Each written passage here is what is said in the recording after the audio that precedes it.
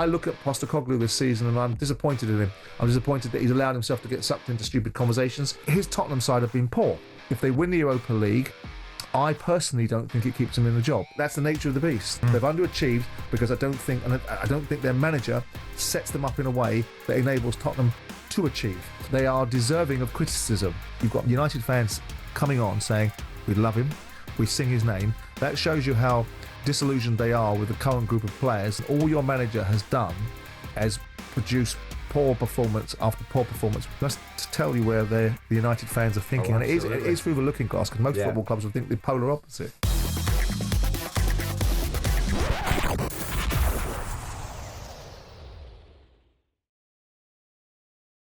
Lamine Yamal, Barcelona, Inter Milan. Did you watch it last night? I was absolutely hooked on it, Simon. 3-3, the second Champions League semi-final, a 6-goal thriller. Milan have got me scratching their heads, haven't they? Yeah. From being 2-0 up to going 3-2 up, and to each time and that's a great result for Inter Milan. Put aside all the furore which is going around the young kid, it's a great result for Inter Milan. No one would have expected them to go to Barcelona and put on a performance like that and give themselves a real opportunity to break what people think is going to be the final, which is Barcelona versus PSG, the final of the people. That's right. The two exciting teams. Oh, they've given themselves every chance. Inter Milan, they're very much in this tie. Having said that, I think Barcelona, and they have Lamine Yamal. They have so many young kids there who are so talented. They did. They had Lamine Yamal. I think they'll get there. They had Lamine Yamal when they were 2-0 down. And they had Lamine Yamal when they were 3-2 down. So it's upon Milan. But listen, ultimately... He's a game changer, though, Simon. He is, yeah. He's a 17-year-old kid that's a prestigious talent. And, of course, when you're 17 years of age, this old mantra, isn't it? If you're old enough, if you're good enough, you're old enough. Yeah. We've seen it before. We've seen Pelé come through in the 1958 World Cup. Yes. We see talented young 17-year-olds like Boris Becker win Wimbledon. We've seen this before. We see talented young players and young participants in sport. It's about how they develop and who they get around them. Yeah. And who keeps them on the straight and narrow. Well, you say how he develops. A wonder goal on his 100th appearance for the club. Yeah. So he's been around a while. He made his debut when he was 15. Well, I think there's a combination of reasons why he might have had this opportunity. A, clearly he's got the talent. B, I think Spanish football lends itself to young players playing in a certain way because it's not the physical aggression that the Premier League puts upon players.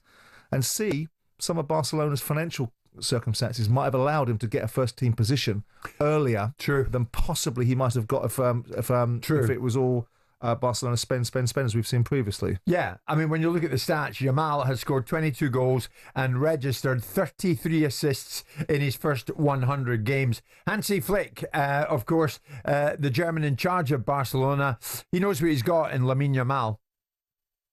He's special. He's special, and also I said it also a lot, often before. He's a genius. During the game when I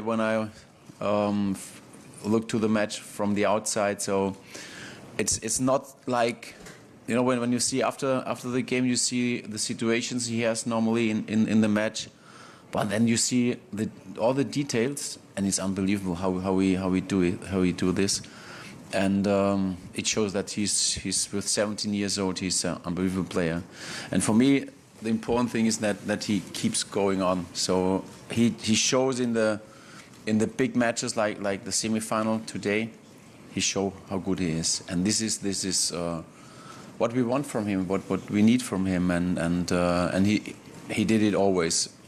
In the big matches, he's there. He's showed how good he is, how he showed, and I think he has also enjoyed this situation. He enjoyed this situation, and I'm really happy that this talent who comes every 15 years play for Barca. He's not 18 until July, Simon. The same month I'll be. Not 18, 68. Having said that, he's not only doing it for a club, he's doing it for country. In Berlin, we watched him playing against England and winning the final. He played in a brilliant Spanish side as well. Yeah. He's playing in great sides. Yeah. I don't want to downplay. I think it's incumbent upon the grown-ups in the room to make sure that this young man at the beginning of his career, he's handled properly. I'm not sure that throwing around superlatives like genius at the age of 17, he's a remarkable talent. We will see over the passage of time if this talent continues to develop. We've got examples of it in our own world. You know, Jude Bellingham was a remarkable talent at 16 years of age. Right. Different trajectory. We see it in different sports. I know we've compared in other shows Luke Littler. We've seen the example that I said, which is Boris Becker. We've seen Emma Raducanu as a teenager.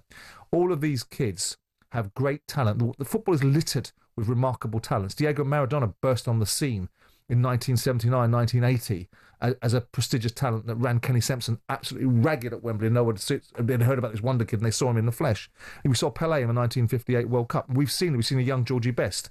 We've seen this before. He is a remarkable talent. And of course the world has changed now because the fact that a talent exists, it then gets blown up and exaggerated and embellished and embroidered and turned into, and of course you've got a digital world that can show it to everybody in real time. Yeah. There's a long journey for this kid to go on. He's showing no fear because he has no scar tissue. He has no ability to relate to any of the challenges of maturity or challenges of adulthood because they're not here yet. Sure. So he's a footballer going out on the field I remember something that Neil Warnock said to a young Victor Moses, not comparing the two, but Moses was a prestigious talent at 15 years of age and John Bostock the same. Just go play football. Don't worry about the rest of it. Yeah. Get on the ball and go do what you do. Enjoy yourself. And that's something that should be encouraged more. And he's a young player without the fears. Now we'll bolt it all onto him and all the expectation, all those that get on around him, everyone that hangs on him, all the broadcasters, all of the endorsers that start to stick more and more responsibility on this kid with more and more onus upon him might change the way he thinks. Hopefully not. He's a good talent. Very good talent. Simone Inzaghi of Inter last night. I haven't seen a player like Lamine in 8 or 9 years. We had to put 3 markers on him. 3. And obviously that allowed Barca space in other areas. I saw Lamine arriving in Paris just a few weeks ago for the Ballon d'Or, Simon. And he gets out of a car, he gets out of a limo with his mum, his dad, and his tiny little baby brother. Yeah. And I thought, my God, he is such a kid. He is just a kid. But here's the thing, with Rafinha and Yamal in the running, why can't England produce Ballon d'Or worthy winners? Well, I mean, I've just given you one, which is Jude Bellingham. We have a great propensity in this country. We seem to... He was 3rd last year. Sure.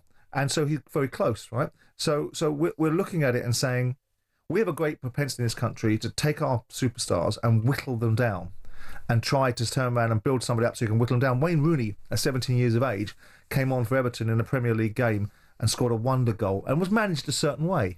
By David Moyes, right or wrong. Yeah. And it might be that the Spanish game, as I alluded to at the top end of this conversation, lends itself to a style of play because it's not as physical and it's not as demanding as perhaps the English Premier League is.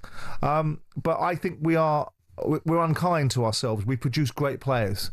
And the fact that we've now got European influence in our coaching, in our academies, in our structures, has changed from what we had in the 1970s, which is the Charles Hughes methodology of big, tall boys, front to back, or back to front as quick as we possibly can, physicality being at the centre of it, to more technically gifted players. And we've got them. We've got technically gifted players.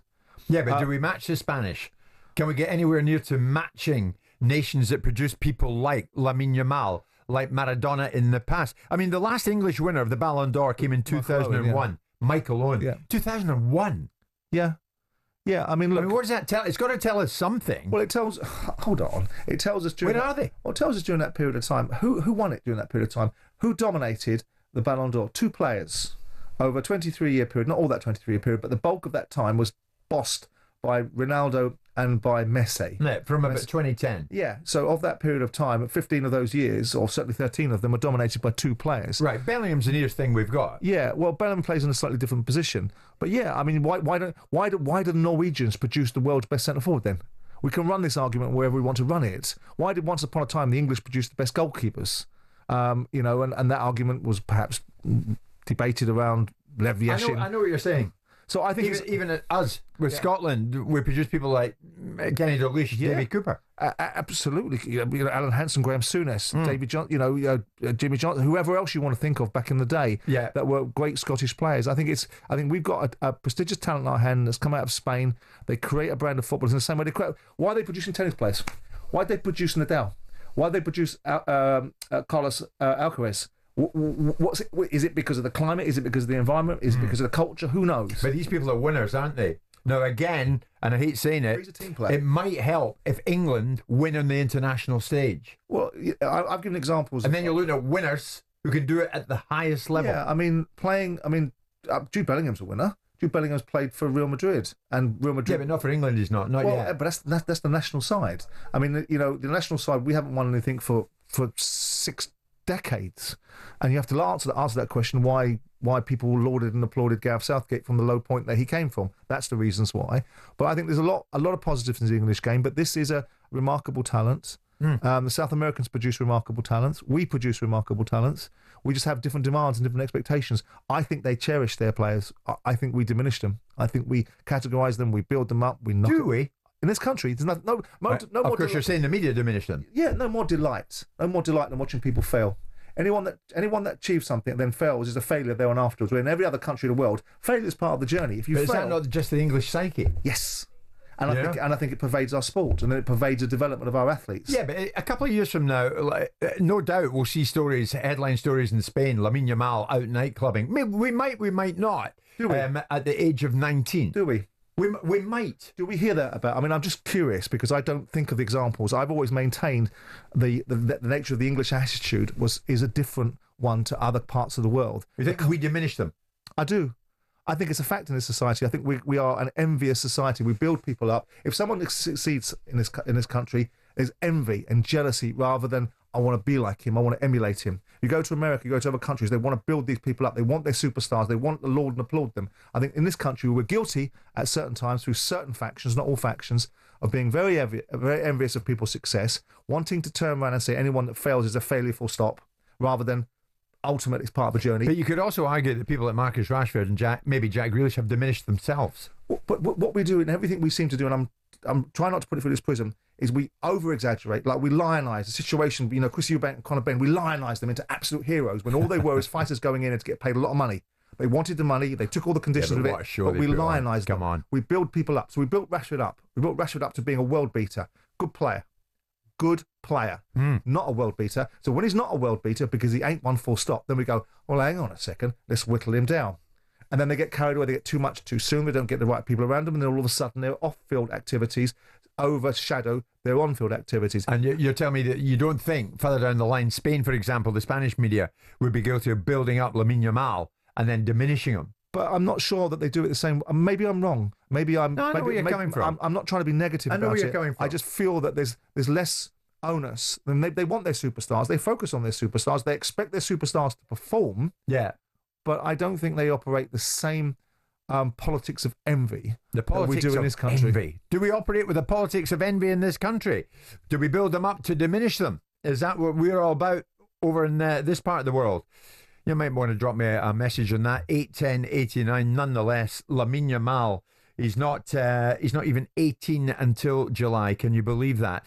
And he produced a performance like that last night.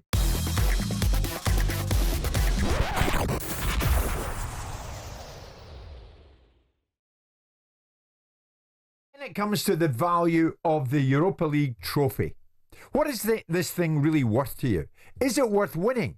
I mean, it almost comes down to that. And who is speaking the bigger truth here? Amorim at United or Postecoglou of Tottenham? You'll be able to see who's talking first when you hear who's up first. Postecoglou or Amorim? Who's speaking the bigger truth? Here they are. I'm really, strong at the moment on, these, like I said, these parallel worlds we're trying to traverse. And I've sensed, which is not surprising because I've said that before, that the way this club's perceived, that people are almost trying to diminish it in some respects. You know, I've heard people say, well, it's the equivalent of Man United winning the FA Cup. No, it ain't. I'm sorry. Not on any planet is it the equivalent. Others suggesting that maybe we're not worthy of, Champions League. I mean, again, they're like things that are there, designed there to diminish what's ahead of us, which is an unbelievable opportunity. Like I said, irrespective of how this season's gone, we have generations of fans who, want this more than anything else, to share again with the people that they love, a special moment supporting their football club. So, as I said, this season could have gone a lot differently, and we could be flying in the league, but it wouldn't make this opportunity any different. The opportunity is the same.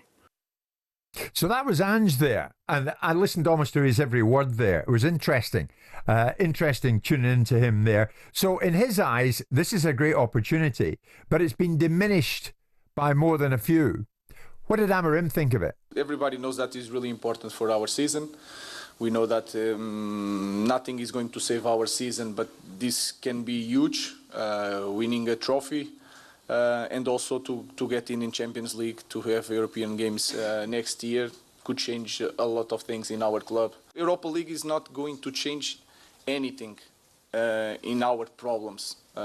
It's going to help us to have Champions League next year, more money to spend, but the problems are still there. So we have to change the minds of our fans with consistency, with the good decisions, good recruitment, good academy. This is what we need to change to take this club back to the top. This is more a shortcut to go to the European games, nothing more. The problems we need to solve in a different way with more time and be really clear on that. Wow. So you heard Amorim there. The Europa League, yeah, it helps, but it doesn't save our season. It's a bit of a shortcut, if you want, if we win the thing, to get to the Champions League. But it doesn't save our season in view of what's been going on with them in recent times. For Ange, yeah, it's a great opportunity, but there are many out there trying to diminish it. Amorim and Ange, who do you think is speaking the bigger truth there, Simon? I think they're both speaking truth, because both football clubs have professed a difficulty with finances. You had Jim Ratcliffe telling us that they were going to run out of money in November, which was laughable, because they've got two billionaires that are owning this football club, that if they want to provide some more working capital for Man United, they can. So let's ignore that. But if we buy into that, then United needing European football economically, of course they need to be in the Champions League. They're Manchester United. This season has gone. It was written off. It was written off to some extent by the fellow that's sitting in the dugout, because he didn't want to compromise what he believed are the right principles, and some would admire that. And some would say, well, ultimately there's a bigger picture here, which is fix your problems when you can, maintain some level of standard so you don't find yourself at the bottom end of the Premier League. Right. The Ange situation is, I don't know who's diminishing the Europa League. The Europa League is the middle tier European competition. It has resonance. It's always had resonance. But Tottenham being 17th in the league, or wherever they are, 16th or 17th, is a terrible blot on his management, because he can't argue against it. And this idea that he wants to feel, if he gains something from this, he gains a motivation, a steel, something to push up against. I recognise that trait because I do it all myself. Find something to push up against. It gives you something to focus on. His Tottenham side have been poor, and they are deserving of criticism. If they win the Europa League, I personally don't think it keeps them in the job.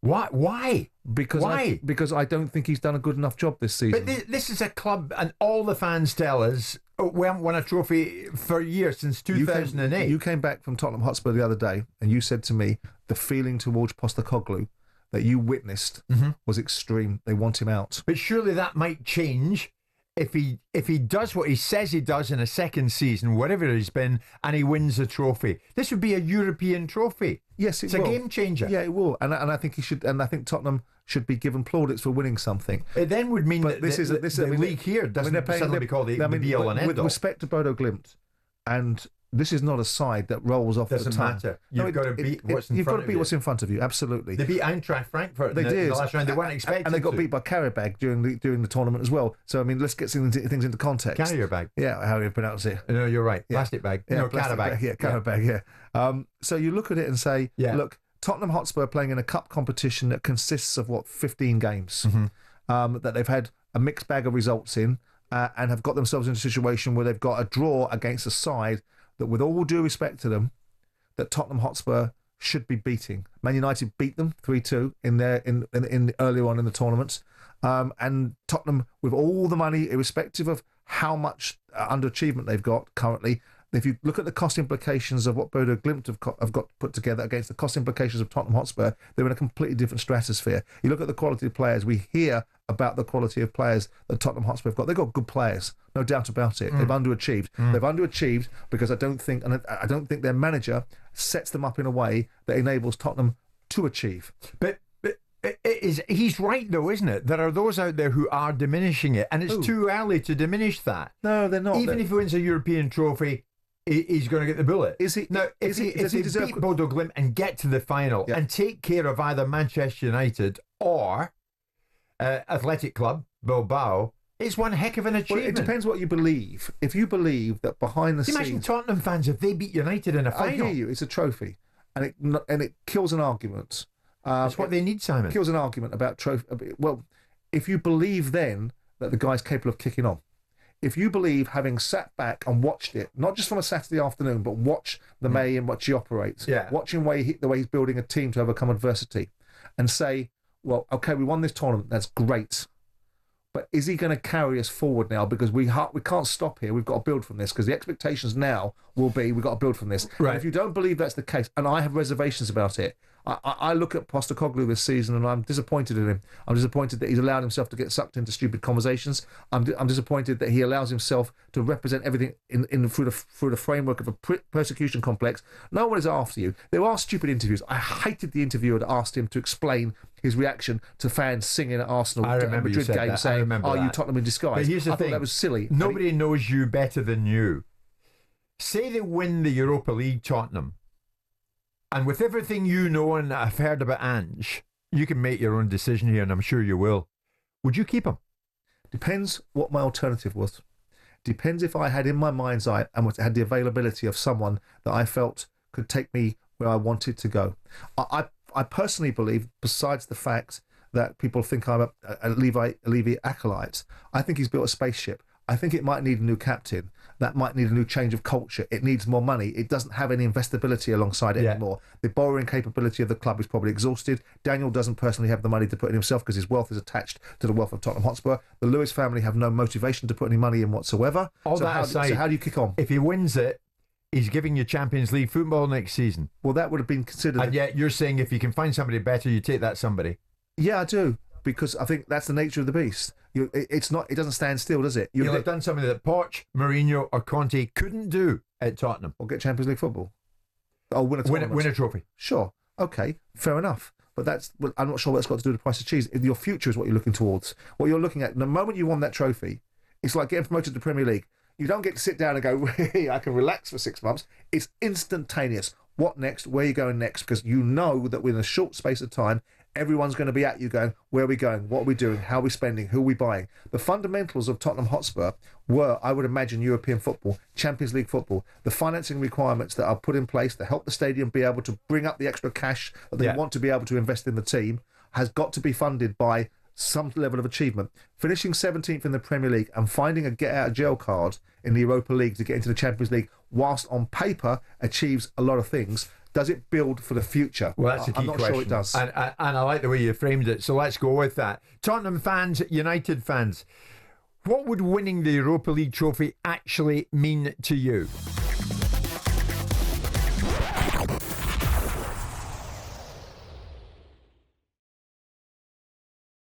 So many of you are calling in this morning about Manchester United and what it would mean to Manchester United winning the Europa League. Tottenham fans about to tell us what it would mean to you if Tottenham can go and do what Ange says he always does in his second season at any club, win a trophy. And so many of you are calling in right now, not just from here, but from far off as well. Let's go down under to Australia and join David, who's a big Tottenham fan. David, good morning to you. It's not morning for you, but that doesn't matter. What do you want to say? Do you agree with Ange Postecoglou, incidentally, David, that many people are trying to diminish this amazing opportunity in Europe that Tottenham have right now? Well, Matt Law in the Telegraph this week said that, if it wouldn't be right if we qualified for the Champions League by winning the Europa because we've been so poor in the league. But, I didn't hear him complain when Chelsea got back in the Champions League by winning the thing, but finished outside the top four places all those years ago. Right. Look, what it means to me, and, I'm about to get into my Tottenham pyjamas and go to bed before I wake up at 5 a.m. and watch the game tomorrow morning. Obviously, joy and exultation that we win a trophy. Two, it puts us back in the Champions League, which we're not really qualifying for that regularly in the last few years. Three, I would say that we shake hands with Mr. Postecoglou and we walk in different directions over different parts of the horizon. And four, of course, we need still a change of ownership, as Simon articulated so well just before. We need capital and investment into the squad. We do need another overhaul. And that's what it will mean for us. So I'm not diminishing it. It's a second-tier European club competition, which frankly is the level that we are up to now, especially if the Champions League teams don't drop in anymore. What do you make of David's call? What do you make of what he's just said to you? I think he's right. Yeah. I think he's right on all fronts. Yeah. Nobody wants to usher somebody out the door, but you've got to be realistic about what Postecoglou does and doesn't do. I would like to see Tottenham win a trophy because they're a London club. I'm very fond of Daniel. I'd like him to get out from underneath because I think he gets brickbats, but I think some of the things he's done for Tottenham Hotspur have been quite remarkable. In terms of what he's built, it now needs to kick on. Spurs has built the infrastructure. They've done everything. They are the perfect club for someone that's got deep pockets to buy and kick on with. We reward Daniel for his investment in this football club, let him have his couple of billion quid out of it or whatever he gets out of the opportunity that he produces, and then Tottenham kick on with some capital investment into it. But also, if they can't do that because there's no buyers, it's not to say they can't regenerate. There's people at Tottenham that probably need to be moved on. Richarlison's of the world have probably run their course. You can bring those back in. You haven't got to make it a profitable exercise by selling them at a profit. You've just got to make it a cash exercise, and then you can utilise that for building the squad. Yeah, I'd like to see him win. I'd like of the two sides that are going into it. In terms of English representation, I would always want to see Tottenham Hotspur winning over Manchester United. Let's get to Stephen, who's a Manchester United fan. Simon, Stephen, good morning to you. Amarim says the Europa League helps, but it wouldn't save your season. Do you agree with him? Totally. We can't get away from the fact that we've been shocking in the Premier League this year, shocking. But I think winning it will help him with moving forward, because obviously that'll free up some money for us to buy some players that play in his system, because we've not got any that really play in his system. But I just think going forward, he's the man for us. Yeah, I think especially the fans adore him. We all adore him. We sing about him from the first minute till the 90th minute. You wouldn't think we had any other players. It'd just be the manager. Really? But I think we're unbeaten in Europe, and I think definitely winning it'd be great for the club. And, just like winning the FA Cup was great for us last year, Yeah. But obviously we don't need to follow that same route. Keeping Ten Hag was the wrong decision, I think, to be fair. He shouldn't have been given an extra contract, because that's just cost us so much money. It's unbelievable. Okay, Stephen. So that was then. This is now. Stephen, thanks for that. Essa's a big United fan. Does it save your season, Essa, if you win it? Morning, boys. How are you? Morning, mate. Good to have you on. And yeah, of course it saves our season. Look, right, at the beginning of the season, Man United's objective would have been top 4, Champions League and a trophy. So if we get a trophy and, okay, we don't get top 4, but we get Champions League, surely that's mission accomplished. It paves over all the cracks. We go again next year. And it's that simple, really. Like, I can't see how it isn't that. Yeah, I mean, it's Amarim himself who's saying it doesn't save your season, but you say it does because it's a European trophy. Maybe he's downplaying it, or maybe he's just like, he doesn't want the expectation to be there if he doesn't win. Because obviously, we might not win. I hope we do, but we might not.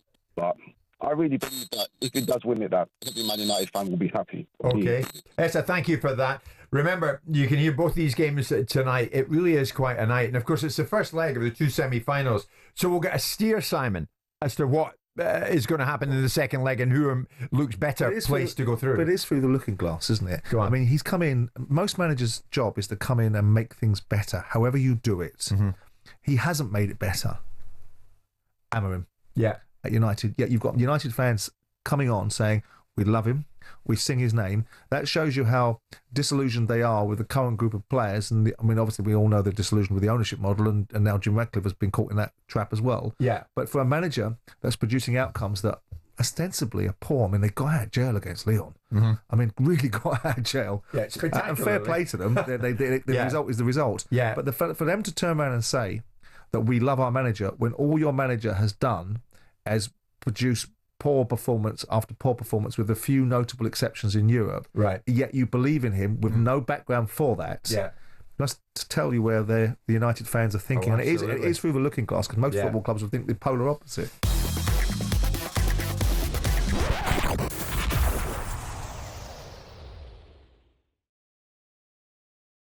We're going to dip our toe into the Championship, something we do on a regular basis. And we're going to look specifically at Queen's Park Rangers. Sam, Queen's Park Rangers currently 15th in the table. In all the years I've lived down here, I always headed out that way. And I've seen many a good match at Loftus Road. Really?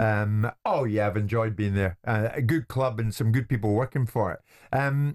At the moment, I liked him when Gianni Paldini was there. I couldn't bear Flavio Briatore. No, you didn't like him. My bloody nose. Yeah. With stupid blue sunglasses, bowling around, thinking he's something important. Palladini had a few moments or two, didn't he? I liked him. But is that not a bit rich coming from you? I didn't wear blue sunglasses. Okay, there you go. Blonde hair.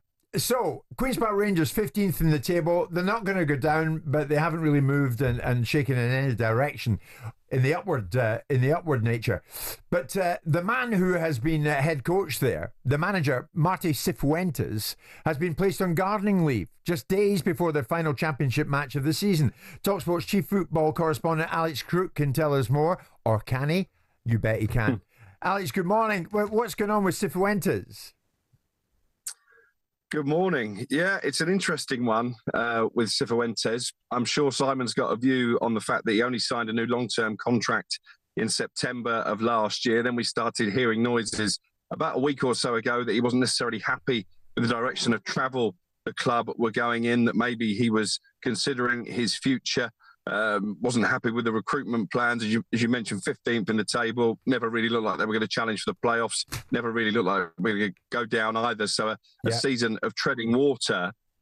Then we hear that he's been in talks with a rival championship club. We believe that club to be West Bromwich Albion, despite the fact that sources in the Midlands are pushing back and saying he's not a contender for their vacant position. I wonder if they've been spooked by the fact that Cifuentes has been placed on gardening leave and therefore this is Queen's Park Rangers digging their heels in for a decent chunk of compensation should he join a rival club. And obviously, Simon, you've got previous. I think you put, was it Ian Dowie that you put on gardening leave at one stage? No. I put Steve Bruce on it and no one had ever heard of that terminology.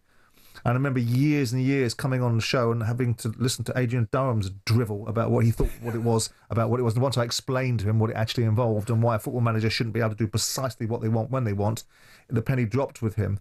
But obviously QPR are in that invidious position. I remember Alex McLeish phoning me up and asking me his advice. I think he was going from Birmingham to Aston Villa or something like that. And I said, find out for your bleeding self. I'm not telling you how to find a way around your club's issue with you. I own a club. I'm not going to help you try and achieve the same thing, Alex. But the situation... That was helpful. Yeah, absolutely. Well, why don't, he's a manager. I was an owner. Why would I go against another set of owners? But the fact is that if he's got a clause in his contract, because the first gardening leave clauses were put in as a result of the Steve Bruce situation, because I went to court and got an injunction against Bruce to enforce that clause in the contract to make Birmingham, who thought they could nick him, make Sullivan, who's got a little mob, who thought they could nick him, come to the table and pay proper compensation. Right. So you started all this off?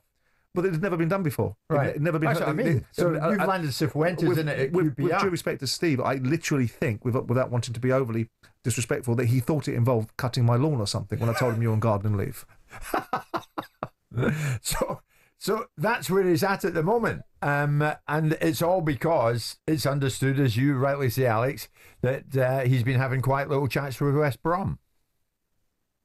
Yeah, and actually there's previous here because Luke Williams was Swansea manager when he was linked with the West Brom job not that long ago. He ended up staying at Swansea, but the fans weren't happy with some of the answers he was giving in press conferences at the time he was being linked. He ended up not keeping his job at Swansea and didn't go to West Bromwich Albion either. So maybe being linked with West Brom is not necessarily good for your career at whatever club you're employed with at the time.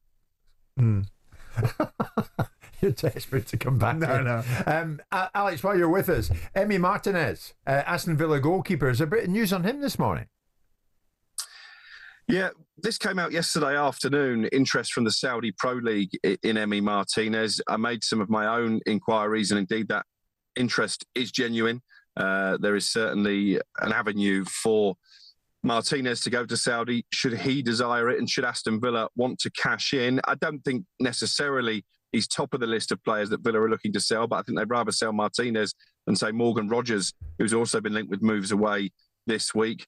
And they are looking at several high-profile goalkeepers from the Premier League. Edison at Manchester City, who was on the Saudi list last season, is on the list again as well. And interestingly, sources in Spain suggesting that Johan Garcia, a good goalkeeper at Espanyol, was close to joining Arsenal last season. Didn't quite happen. I think Arsenal back in for him again, but he wants to be a number one. He would only be a number two there. So if Martinez does go to Saudi Arabia, Aston Villa showing interest in Garcia as potentially a cut price replacement. That might help them with PSR. Alex, thank you very much indeed.